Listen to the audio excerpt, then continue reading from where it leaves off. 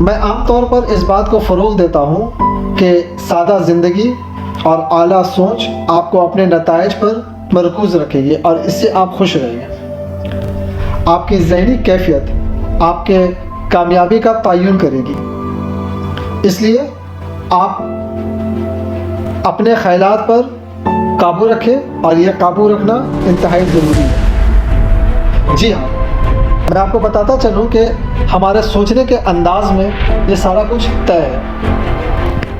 ہمارے سوچنے کا طریقہ یہ طے کرتا ہے کہ ہم کس قسم کی زندگی گزارتے ہیں۔ یہ سب ہمارے خیالات میں موجود ہے اور یہ سچ ہے۔ اگر آپ پرامید انداز میں سوچنا شروع کریں گے تو آپ کو یہ اندازہ ہو جائے گا کہ آپ کے راستے میں آنے والی ہر چھوٹی یا بڑی چیزیں موقع اور فوائد آپ کو دیتی جائے گی۔